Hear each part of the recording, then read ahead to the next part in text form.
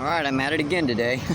You know, I finally figured out why the guys on YouTube that are doing these fishing videos always talk super fast, because they're trying to save video basically. They can't upload that much time because, you know, it was really hard to get up 19 minutes of the last video, and I had to lower the quality a bit. Sorry about that. I'll try to keep the videos with under about 15 minutes from now on. It's a really bright, hot summer day. And I know I've been promising everyone some top water action, so I'm gonna try to get some on a frog and a popper, and I got a whopper plopper too, and a buzzbait. I'm gonna try to see if I can get some strikes on some top waters. Wish me luck, right? All right, fish bump. All right, we're in the money spots here, so I figured I'd turn the camera on, see if I could get one. This fluke's getting a little, you know, just a little. Might have to switch it. Quick little demo here on how to skip a lure underneath a tree. See this tree over here? I think there's no way to get that lure through there without getting snagged, right? Check this out. See where that lure landed? Way over there. I mean, it was my best skip, but you can see what I'm talking about. I'll get it underneath that tree here in a second. And hopefully I can get some nice top water action a little later on today. But for right now, yeah, it's kind of crappy. Ooh, dang, that was a plow. That wasn't a bluegill either. I mean, he just pulverized. That's about the 4th or 5th cast I've taken in that spot too. So that just shows you how. See that? See where that lure landed way over there? You're basically aiming at the water really hard on the sideways angle, so that lure skips. And it's really easy with a weightless soft plastic. I mean, you can do it with other lures. You can do it with a popper, with a weighted jig, whatever. But I find that weightless soft plastics are probably the best for flipping underneath trees, skipping underneath them anyways. And you really want to work that lure slow. You can see that it's just bare. There was a bass there, he'd have pulverized that by now. Well, I'm gonna keep on moving here. I'm gonna try at least a couple lures I know I'm gonna at least get a few strikes on. I hope that tip helps you guys out. Fish pump. Oh, I'm not sitting down because I'm sitting down because I fell on my freaking butt. Owie, that hurt. Let's see, I had to turn it back on again because, you know, this is another little money spot I love to cast to. Oop. Get a bluegill hitting it. See him? Isn't that awesome how those long breasts and everything grab on those snow lures? I just love doing that. I mean, even if I don't hook them, I mean, I've had days where I've had, 5 and 6 pound bass. I've had them hooked and they jumped a couple times, and I'm not mad when I lose them, basically. I'm mad when I lose them and I don't get to see them. And that's one great thing about this lake fairgrounds is the bass are usually so close to the shoreline that you almost always get to see the bass. So even if you miss them, well, at least you got to see the little bugger.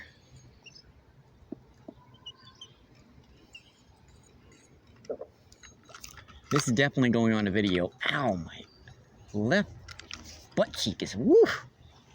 I fell on a rock and I'm going to be singing soprano for a week there. Ouch! That hoit!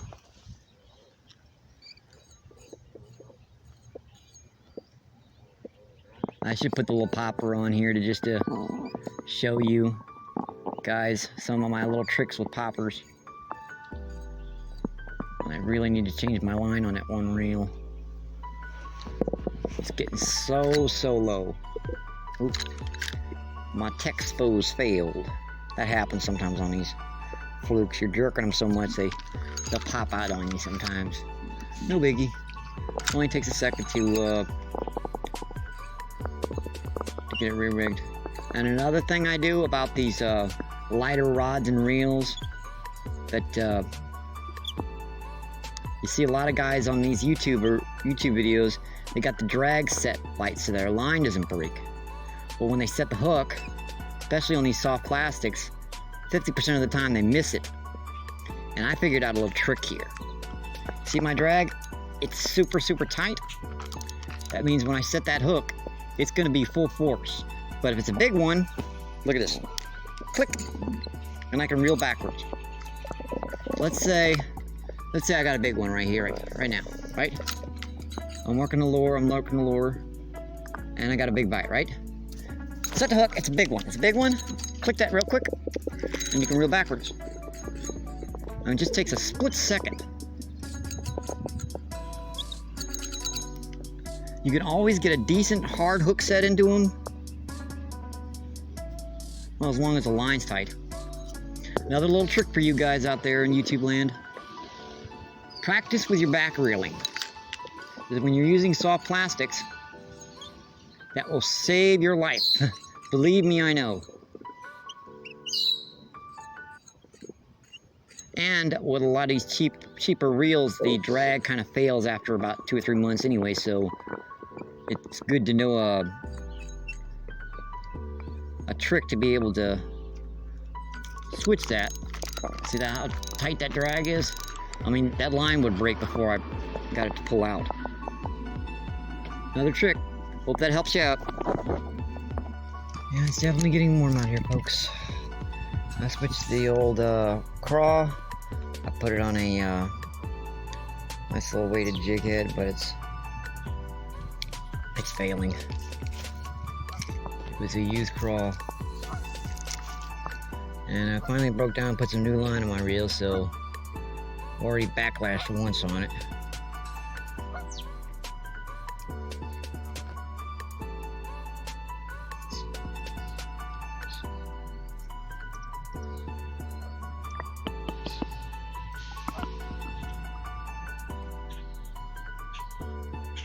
Could try a little right in the tree, Michael. That's not good.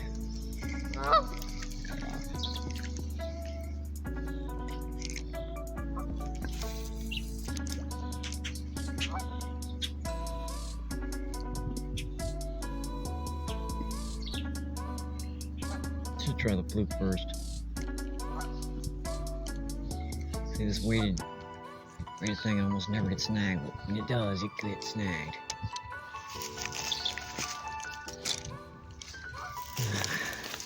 Crap. I got a lot of them, but I don't have a lot of crawfish. I'd rather get it out if I can. Nothing better than a cold drink on a hot day. And a lot of geese. A lot of goopers. Hey, buddies.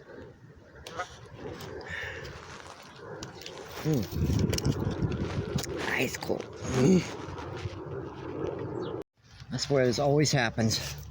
I turn that camera off for a second and I get one hit. It's a better fish on the craw. He choked it, didn't he? As soon as it hit the water, he started running with it. Nice little fish, right? Got that working right down there. Yeah, I do. Nice little buddy. I should take an underwater release of him, don't you think? Yeah, I think I should. Yeah, my basic terminal tackle right now is pretty simple. A weighted hook with a soft plastic craw. It's pretty easy to work. Hopefully get one on film today. That's a terrible cast, Michael. Just a little bit too shallow down there.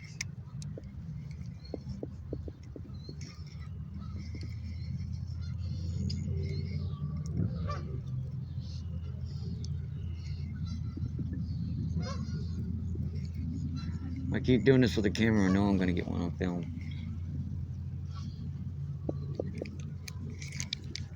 Should have had one down there, but I've been filming every single cast except for that one.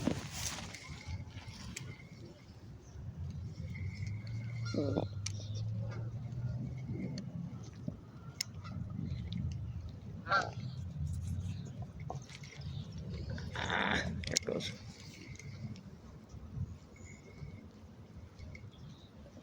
Every single cast except for that one.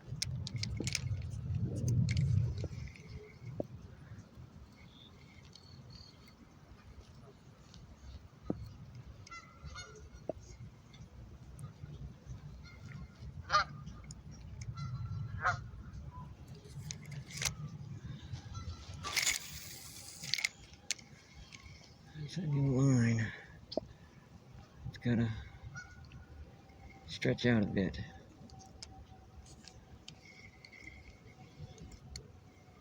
Oh.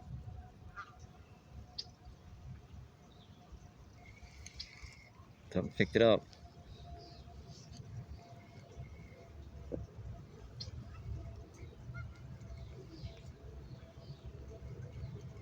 Really feel that bottom too.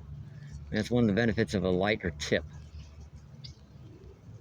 You get to really feel every. Oh, he's got it. He's got it. Oh, got him. Oh, did you see that?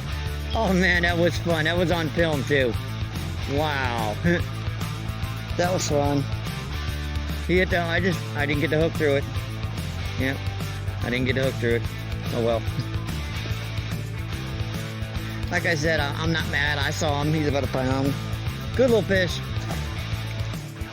Well, you can't win them all, folks, right? I mean, that was an acrobatic hook set. He went woo and right back into the water. That was fun. Let's see if I can do it again. Fish bump. Nice one there, folks.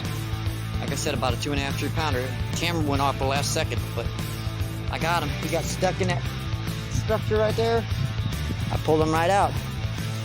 That 8-pound tested pretty good. Ah! Let's get you back in the water, buddy. Alright, we're getting in some nice shady spots now. Go to the craw for a second here. There's a cast knitter over here on the other side, second over. He just grabbed about 10 shad and took off. He caught one bass and threw it back, but that means that whole other side's gonna be, yeah, it's not gonna be very good.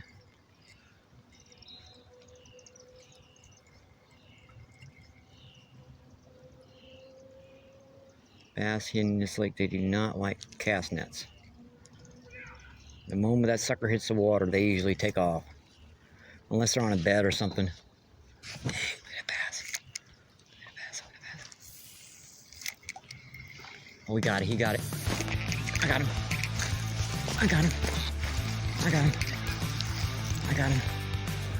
He's trucking his stuff. That's a good one. Oh, that's a big one. Oh, that's a nice one. Come on, bud. Come on, buddy. Come on, buddy. Oh, a 2.5, 3 pounder. Oof. Look at the belly on her. You can see it. She could eat a 1/2 pound carp easily. All right, let's let you go. Here. Sorry about that footage, but at least I got the hook set on there, and I got some pictures of it. I mean, it's.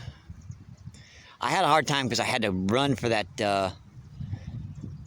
fish because he got stuck in that stuff, and when I'm moving around fast, the camera tends to click off on me. So, but I got the catch and release on film on the little waterproof GoPro I got, and I got it on camera, at least on this. So I'm not too mad that the camera clicked off, but I would love to have gotten that fully on film, but it is what it is, right? I can't believe I said that. I do not like that saying. Well, I'm gonna get back to it. That's about I guess about a 3 pounder. Pretty good fish. Definitely just about keepable lengthwise. He's about 17.5 inches, close to 18. I saw him bust the top down there, and I threw the craw right by him, and he just busted it. Yeah, it's probably the best I'm gonna get today, but you never know. You never know, folks. This spot is usually dynamite for at least a couple good fish. That's another trick you gotta remember about bass fishing. Bass will sometimes, especially when they're in shallow water, they'll show themselves. Keep your eyes peeled, basically.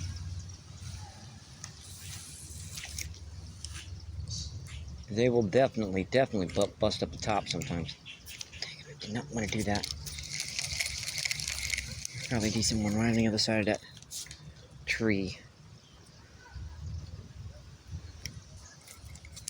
So I did not want to get it snagged up.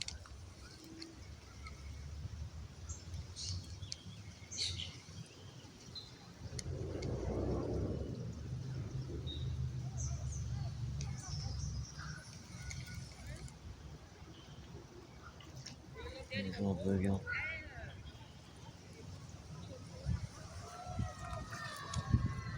The muck on the lure, not too bad. I just caught one big one down here, so I don't expect to get another one. You rarely ever get two fish in a spot. Oh, there's a nice little bass just chase some fry right in front of me.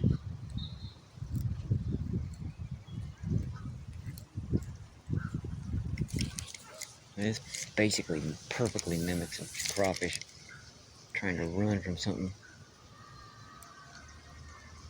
That's why you get so many hard, fast strikes.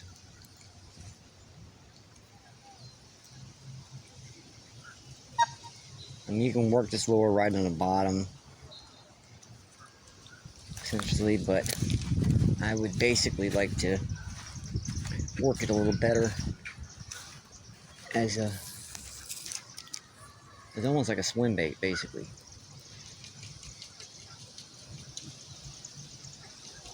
Something's got it. Something's got it. Gotta be bluegill. No, he's running with it. He's running with it. Oh, got him. Oh, dang. I got him. That's another nice one. That's another nice one.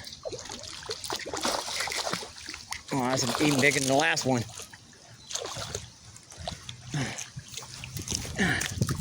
Come on, buddy. Come here. Come here. Come here.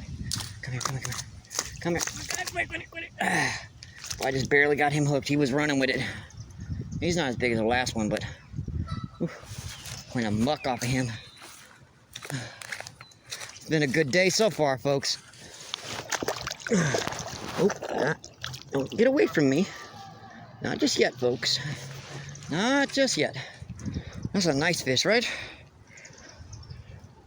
Nice bass. I'd say about 2.5. Another nice one, folks. On the craw. Boy, he hit it and he pecked, and the line just kept going that direction. I was like, uh-oh. I let that line tighten up and I finally popped him. Let's get this hook out of this. Well, I got the hook out already, so let's let him go. I've done enough underwater camouflage, so I'll let him go. But he wanted to go fast, huh? Bye-bye. Well, I'm happy already. And I still got structure to go through. All that stuff down there, that's probably going to be spooked till dark, because, you know, cast winter. And there's no one on that side, so that whole structure over there, I got one about 3.5 pounds, one about 2, a couple little pounders. I'm doing pretty good today. Of course, I'm running out of crawfish because I only had like 6 of them left, and they're tearing these little guys up. I mean, this little sucker's about ready to die. Feathers. That's one leg up with this fair on the feathers. Every year, feathers, feathers, feathers, feathers. Oh God, I'm happy, happy, happy. I'm gonna see if I can get some more. Well, I guess this about does it for today's video. So, good luck, stay safe. Hope to see you on the water sometime, and keep doing what you love, my friends. Bye-bye, buddy.